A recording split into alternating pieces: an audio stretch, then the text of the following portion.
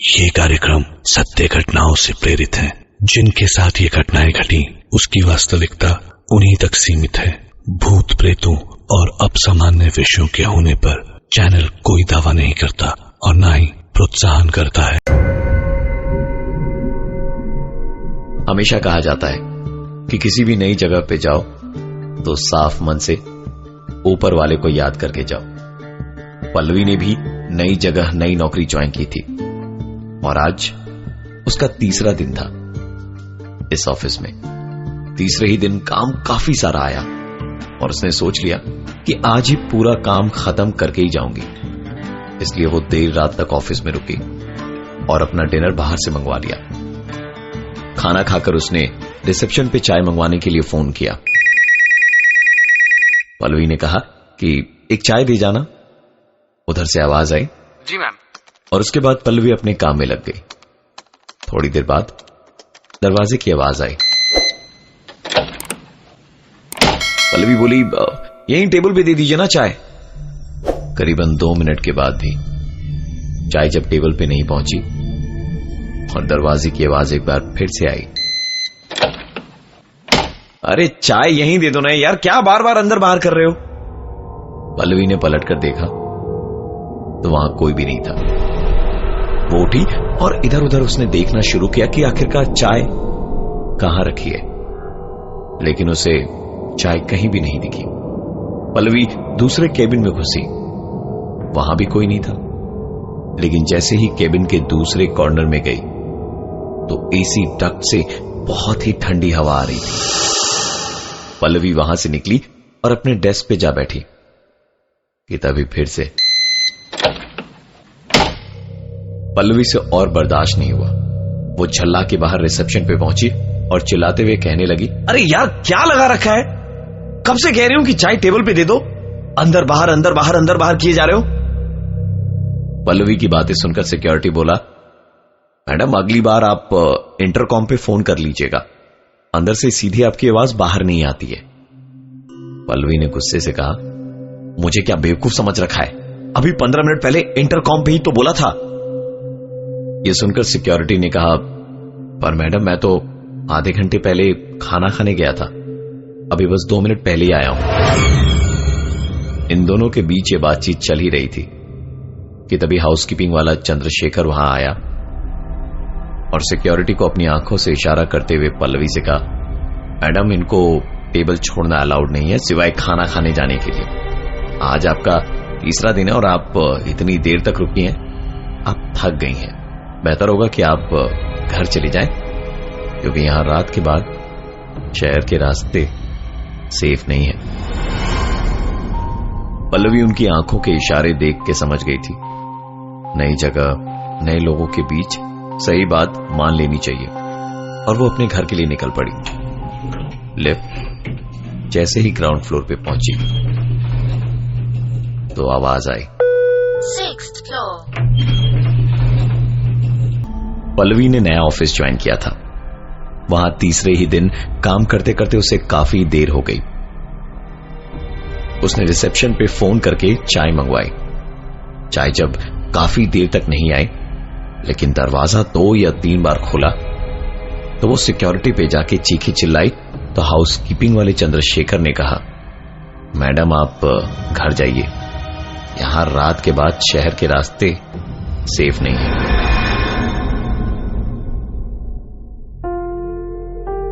चंद्रशेखर की बातें और उसके हाव भाव बिल्कुल ही अलग थे, इसलिए पल्लवी ने वहां ज्यादा देर रहना ठीक नहीं समझा।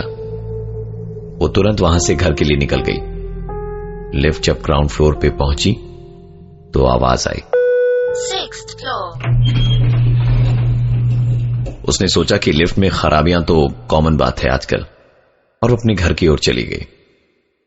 अगले 10-15 दिनों तक उसके साथ उस ऑफिस में और कोई भी प्रॉब्लम नहीं हुई। 15 दिन के बाद इंडिया पाकिस्तान का मैच था और ऑफिस के लोग अपने घर जा चुके थे। पल्लवी अपने फ्लोर पर बिल्कुल अकेली थी। पल्लवी अपने डेस्क पे काम कर ही रही थी कि एक आवाज आई। जब उसने उस आवाज का पीछा किया तो पता चला कि यह आवाज लेडीज टॉयलेट से आ रही है। उसने लेडीज टॉयलेट का जैसे ही दरवाजा खोला तो खिड़की खुली थी। शायद बाहर से जो हवा आ रही है उस कारण दरवाजा इस तरह की आवाज कर रहा था। उसने उस शीशे को बंद किया और बंद करके जैसे ही लेडीज टॉयलेट से वो बाहर निकली कि तभी पल्लवी डरे डरे सहमे हुए कदमों के साथ बाथरूम की तरफ गई, लेकिन वहां कोई भी नहीं था। पल्लवी दौड़ती हुई रिसेप्शन में गई और सिक्योरिटी से कहा, एक बार अंदर चल के चेक कीजिए कोई है। सिक्योरिटी ने कहा कि मैं ये टेबल छोड़ नहीं सकता, मैं चंद्रशेखर को अंदर भेजता हूं, आप चिंता मत कीजिए। चंद्रशेखर थोड़ी ही देर में अंदर आता है और कहता है, अरे मैडम टेंशन मत लीजिए, हम आ गए हैं, किसी भी चीज से अब आपको डरने की जरूरत नहीं है, हम यहीं टहल रहे हैं, आप अपना काम आराम से कीजिए। पल्लवी की सांस में सांस आई और उसने दोबारा काम करना शुरू किया। थोड़ी देर बाद उसे वहां किसी के खुसफुसाकर बातें करने की आवाज आई। यह आवाज बाथरूम के कोने से आ रही थी। उस तरफ जाके देखा तो चंद्रशेखर वहीं पर था। पल्लवी चिल्लाई कि तुम किससे बातें कर रहे हो? चंद्रशेखर ने कहा, किसी से भी तो नहीं मैडम, मैं तो यहां चुपचाप खड़ा हूं। पल्लवी ने कहा कि अपना मोबाइल दिखाओ। तो चंद्रशेखर ने कहा कि उसके पास तो मोबाइल है ही नहीं। परेशान सी पल्लवी ने जल्दी जल्दी अपना काम खत्म किया और घर के लिए निकली। लिफ्ट जैसे जैसे ग्राउंड फ्लोर की तरफ जा रही थी, किसी के साथ साथ सीढ़ियों से उतरने की आवाज भी आ रही थी। लेकिन जब वो ग्राउंड फ्लोर पे पहुंची तो ना तो कोई पैरों की आवाज थी और ना ही वहां उसे कोई दिखाई दिया। सिर्फ एक आवाज आई, 6th floor. पल्लवी ने नया नया यह ऑफिस ज्वाइन किया था।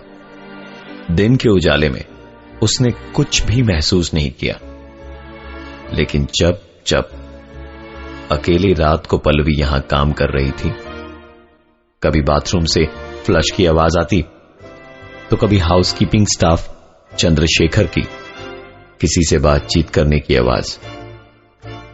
पल्लवी ने चंद्रशेखर से पूछा कि वो किससे बात कर रहा है। तो चंद्रशेखर ने कहा, मैडम यहां आपके और मेरे अलावा कोई भी नहीं है, तो मैं किससे बात कर सकता हूं। और उल्टे पल्लवी से कहा कि मैडम रात काफी हो गई है, आप घर चले जाइए, यह शहर सेफ नहीं है। पल्लवी ने जल्दी जल्दी अपना काम खत्म किया और घर के लिए निकली। पल्लवी घर पहुंच के खाना खा ही रही थी कि उसका फोन बजा। फोन उसकी मां का था। उन्होंने बताया कि पल्लवी के पिताजी का इमरजेंसी ऑपरेशन होना है और उसके लिए तुरंत ही 2 लाख रुपए चाहिए। पल्लवी ने तुरंत लैपटॉप निकाल के डोंगल लगाया, लेकिन इंटरनेट कनेक्ट होने का नाम ही नहीं ले रहा था। थक हार कर उसने गाड़ी निकाली और ऑफिस की तरफ निकली।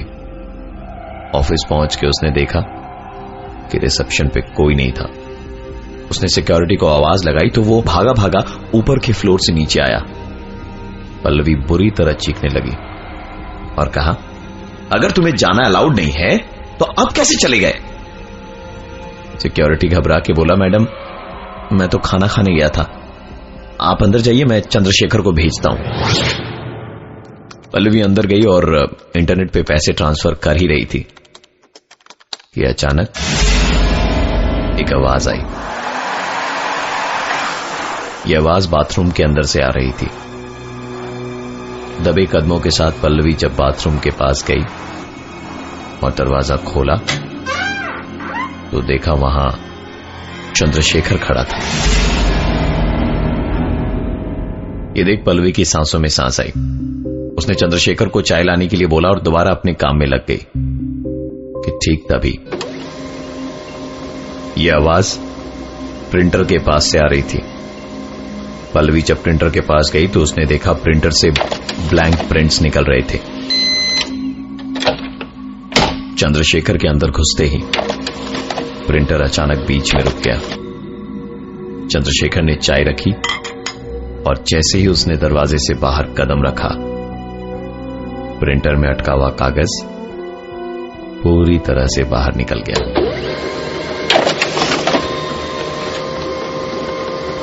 ये सारी घटना पल्लवी की आंखों के सामने हुई थी। उसने तुरंत रिसेप्शन में जाकर चंद्रशेखर से कहा कि वो उसके साथ अंदर आकर बैठे। चंद्रशेखर उस फ्लोर में आया और टहलने लगा। ठीक थोड़ी देर बाद फिर से खुसुर फुसुर की आवाजें आने लगी। पल्लवी के पैसे अब तक ट्रांसफर भी हो चुके थे। वो सीधा चंद्रशेखर के पास गई और उस पर चीख पड़ी, किससे बातें करते रहते हो? पागल वागल हो क्या? चंद्रशेखर ने इस बार कुछ भी नहीं कहा।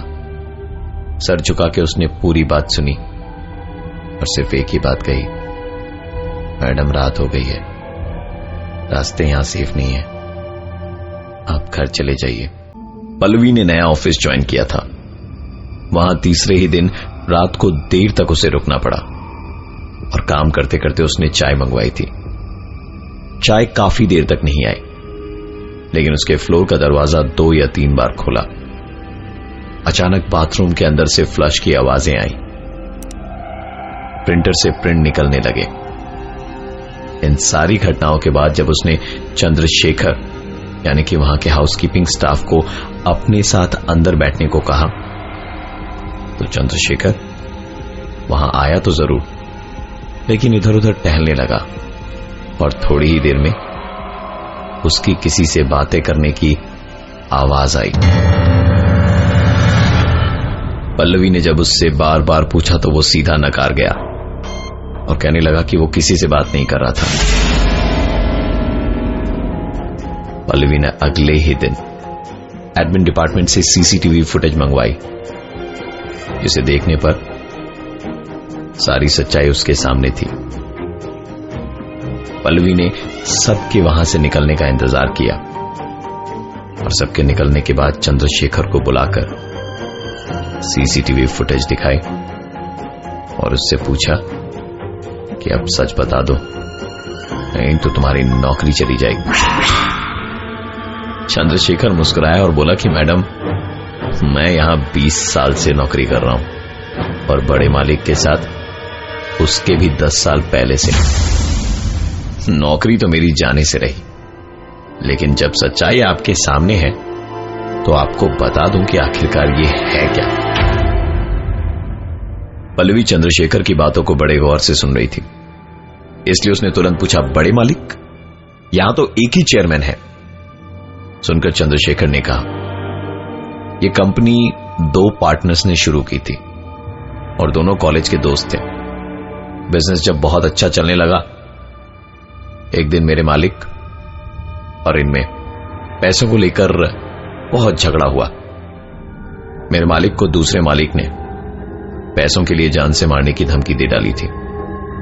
बचपन की दोस्ती में ऐसी बात सुन के और दूसरे सारे टेंशन्स के चलते उन्हें हार्ट अटैक आया और उसी जगह पर उन्होंने दम तोड़ दिया जहां पर आप बैठती हैं। इसके बाद अपने आप पल्लवी समझ गई कि इतना सब क्यों हो रहा था और चंद्रशेखर किससे बातें करता था। अगले दिन पल्लवी जब सुबह ऑफिस आई तो देखा ऑफिस में पुलिस आई हुई है। पता चला कि चंद्रशेखर हार्ट अटैक से मारा गया। पल्लवी चुपचाप वहां से घर चली गई और अपना रेजिग्नेशन उसने ईमेल से भेजा। पल्लवी आज मुंबई में रहती है और इतना सब कुछ होने के बाद भी आज किसी के खुसुर फुसुर करने की आवाज उसे बिल्कुल पसंद नहीं। और ये थी आज की एक कहानी।